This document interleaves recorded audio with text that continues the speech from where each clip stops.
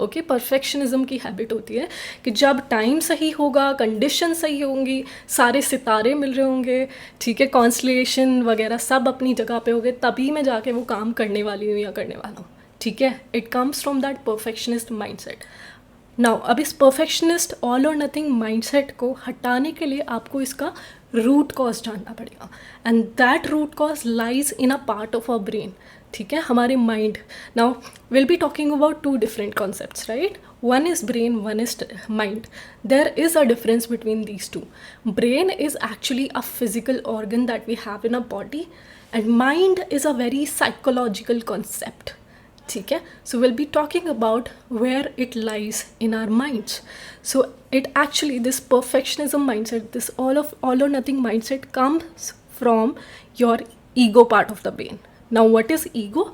Ego is actually a self image or an identity, a very convenient identity, like it does not even represent you fully, but our mind likes to shortcuts, right? So that it doesn't have to use energy. So there's this very convenient identity that our mind creates.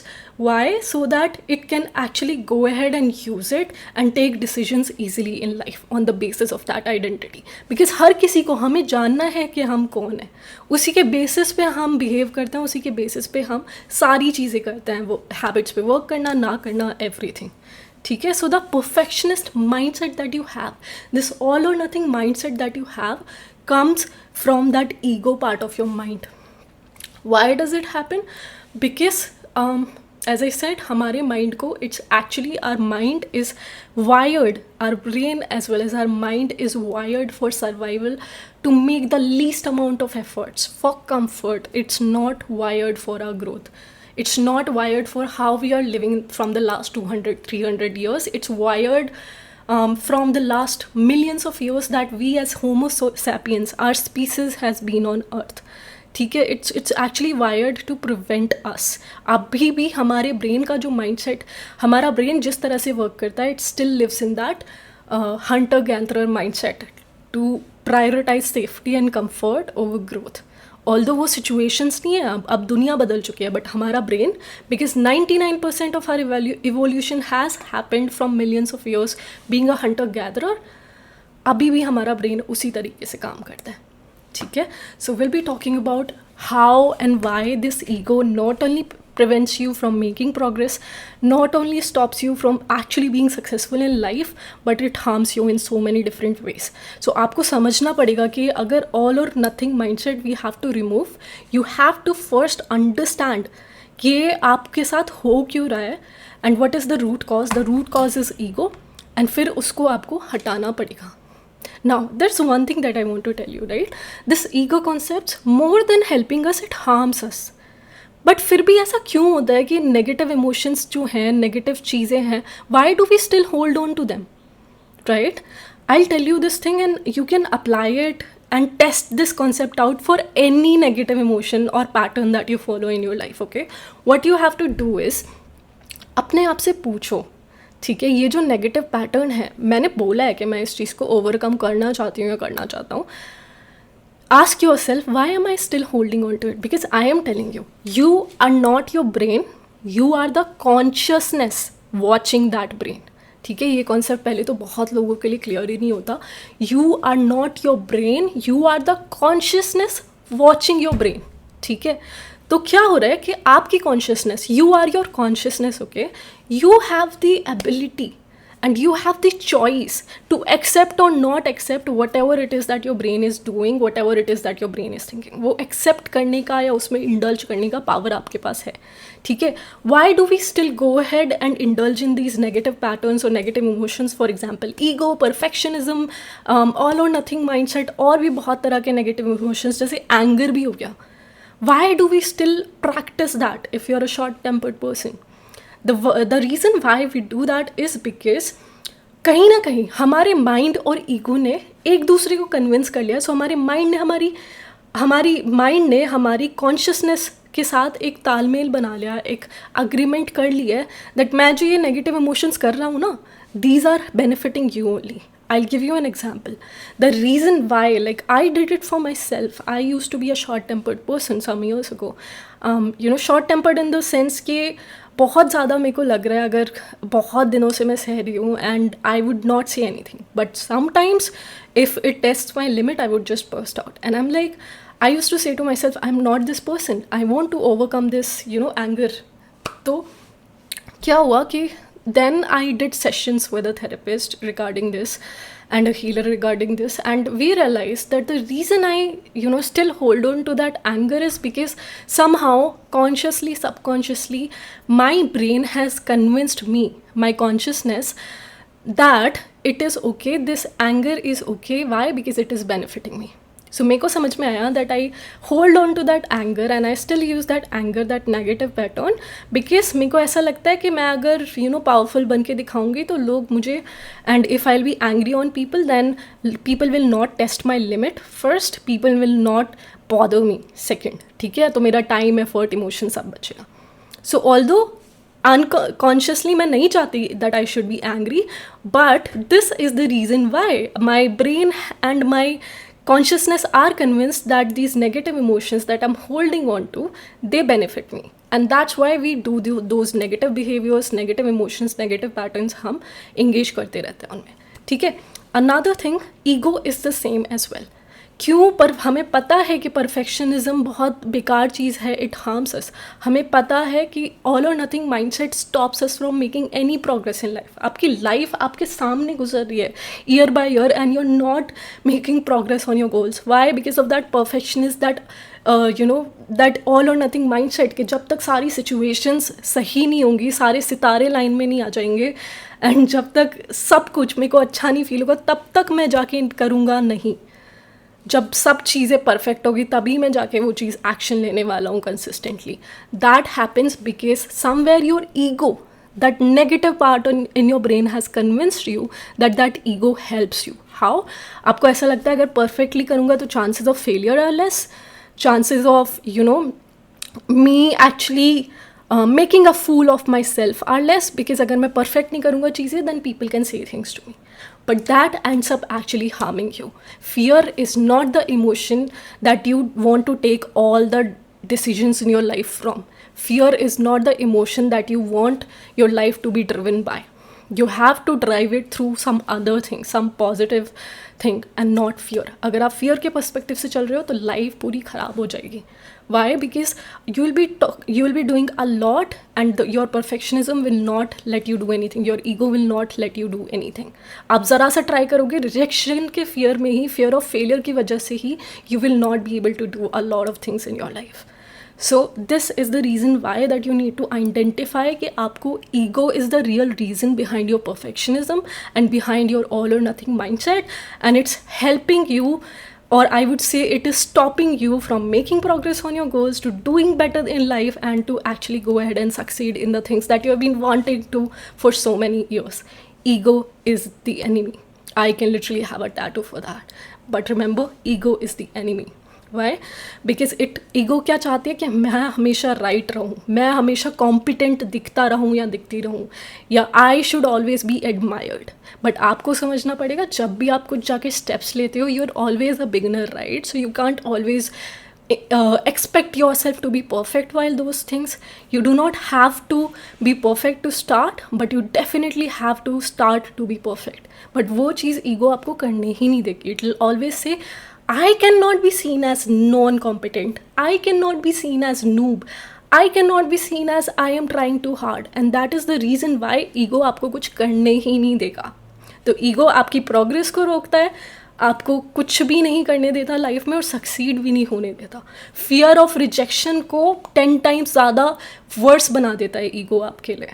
Fear of failure को 10 times more verse बना देता है. Anxiety भी वहीं से आती है, over thinking भी कुछ करते वक्त वहीं से आते हैं. इमेजिन करो आपके अंदर वो ओवर थिंकिंग नहीं है, how better you can do in life. Because आपकी वो mental energy instead of that over thinking will actually go to the work and your own goals. Imagine if that happens, how much progress can you make? Now, ego, instead of all of this, why all it hampers your progress? पहले तो perfectionism बोलेगा कि perfect करो चीज़ों को. जिस चीज़ में 1 घंटा लग रहा है उसमें 10 घंटे दो, तो आपकी तो लाइफ वेस्ट हो रही है। जो जिस 10 घंटे में आप 10 गुना ज़्यादा प्रोग्रेस कर सकते हो, वहाँ आप सिर्फ 10% प्रोग्रेस कर रहे हो। So that is one way that your ego harms you. ठीक है। सेकेंड वे इज़ ऑल और नथिंग थिंकिंग। जब तक चीज़ें ठीक नहीं होंगी मैं जाके करूँगा नहीं। But nobody's life is perfect and let me tell you, even your own life, कितना भी वेट कर लो, 10 साल कर लो, 20 साल कर लो, कितनी भी अपनी ज़िंदगी बर्बाद कर लो, बट राइट कंडीशंस नहीं आने वाली हैं।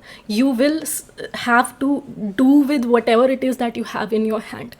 कभी भी परफेक्ट टाइम नहीं आएगा, आपको क्रिएट करना पड़ेगा। जैसी भी सिचुएशन है उससे आगे जाके हैंडल करके आपको चीज़ें करनी पड़ेंगी उसी सिचुएशन के साथ में। लाइफ कभी भी सेम नहीं रहने वाली, वो अप्स एंड डाउन्स तो आते रहेंगे। तो आपको इंश्योर करना है कि वो तो आ रहा है, but I am still going ahead and doing my work. I am not letting those ups and downs of life impact the trajectory of my goals and my life. वो करते रहोगे, वेट करते रहोगे, ऑल और nothing mindset रखोगे कि या तो मैं परफेक्टली करूँगा, या जब तक चीज़ हो रही है, जब तक अच्छी कंडीशंस नहीं आ रही मैं नहीं करूँगा, it's going to stop you. ठीक है। Another thing, fear of looking stupid. ठीक है। स्टूपिड लगने की वजह से या नूब लगने की वजह से वो ईगो आपको काम नहीं करने देगा। But that's a very wrong thing, because as I said, you do not have to be perfect to start, but you definitely have to start to be perfect. ठीक है। I give you guys an example. जब मैं अपना corporate career quit किया and I was about to go for my mentoring, तो mentoring करते वक्त I had to talk to different people, reach out to different people and tell them that this is what I am doing. But I was so afraid to reach out to people on LinkedIn, because मेरे को ऐसा लगा यार मेरा ये angle है, मेरा ये पोजिशन है, मैं इतनी टॉप कंपनी से आती हूँ, मैं कैसे इन लोगों के पास जाऊँ एंड बात करूँ इनसे, and these guys are gonna जज मी कि मेरे से इतने इस पे, now she is coming and asking something from me only. I am also a human, right. तो मेरा ईगो कितने टाइम तक, it had been months until I went to my mentors place in Ooty where we had this in person mentoring training. तब उन्होंने मुझे इस चीज़ पे वर्क करना सिखाया and I worked on it, and with in just 1 or 2 months of working on it, I made 6 figures in my business. But that happened only because I overcame my ego. मैंने अपनी आप से बोला that I am ready to start from zero. It's fine. I started from zero. I am ready to start from zero again. I'm ready to talk to anyone. I'm ready to hear anything from people. Even if they are gonna call me noob or scammer, it's fine. I have been called that, by the way. But अगर मैंने अपनी उस ego पे work नहीं किया होता, the moment somebody called me a scammer, I would have completely left the path that I am on today, which is giving me happiness, which is giving people results, which is changing people's life, and which is making me money as well. वो नहीं किया होता अगर I did not get rid of the ego and the fear of looking stupid or noob. ठीक है। सो अगर आप अपनी लाइफ में अच्छा करना चाहते हो, that is something that you'll have to do.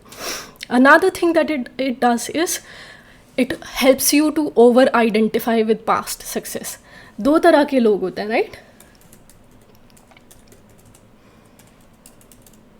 या सो लाइफ में दो तरह के लोग होते हैं। One, people who have been successful as a one off item, मतलब एक बार ही सक्सेसफुल हुए, और दूसरे तरह के लोग होते हैं वो which have success consistently.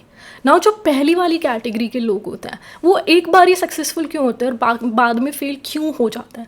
Because as soon as they get successful that ego gets in their head कि मेरा तो भाई अब ये लेवल है, मैं इससे नीचे नहीं जाऊँगा, इससे नीचे जाके नहीं सीखूंगा या सीखूंगी, इससे नीचे जाके मैं लोगों से बात ही नहीं करूँ, I will not try. They lose that humility and they let that ego take control of their life. And उसकी वजह से जो चीज़ें उनको थोड़ा सा अपने लेवल से नीचे आके समझनी पड़ती है, वो ट्रायल वो नहीं समझते हैं उन चीज़ों को, वो नहीं करते। And that ego prevents them to from becoming successful again, because they became successful in the first place because they tried from zero. तो अगर दोबारा भी करना है तो आपको नीचे जाना पड़ेगा, आपको ऐसी चीज़ें करनी पड़ेंगी which are below your level. ठीक है, लेवल वगैरह कुछ नहीं होता है। तो दैट इज़ द सेम थिंग। अगर मैं भी वही करती कि मेरा तो कॉर्पोरेट करियर ये है, मैं नहीं जाके किसी से बात कर रही हूँ, then I wouldn't have been successful in this mentoring wala thing as well. I wouldn't have made money here. I wouldn't have made impact and a name for myself here. ठीक है? So another thing that ego does is it helps you to over-identify over identify, remember that word, with your past success. आपको लगता है मेरा यही level है, यही मेरी, उसी चीज़ को आप आइडेंटिटी बना लेते हो। तो जो लोग एक बार सक्सेसफुल होते हैं वर्सेस जो लोग कंसिस्टेंटली सक्सेसफुल होते हैं, उनमें यही फ़र्क होता है। The people who get successful over and over again as a habit are the ones who actually work on their ego, who have the humility and compassion to start from zero. So ये ego आपको बहुत तरीके से impact कर रही है, ठीक है। I think I can have another session on it, बहुत कुछ हो गया। And one last point I will tell you and will be closing the session for today. I think I will do another session on ego because ये बहुत बड़ा topic है और बहुत तरीक़ों से आपको इम्पैक्ट करता है। Another thing that happens is it is actually procrastination disguised as standards. Sorry, it is actually procrastination disguised as standards. कैसे? आपका ब्रेन क्या कहता है, जब मैं या तो इस लेवल पे ही वर्क करूँगा, जब मेरी इस लेवल की एनर्जी होगी या जब मेरा इस लेवल का माइंडसेट होगा, मेरे को लगेगा हाँ मेरे को मेंटल क्लैरिटी इस लेवल की है, मैं तभी करूँगा या करूँगी, वरना मैं नहीं करने वाला।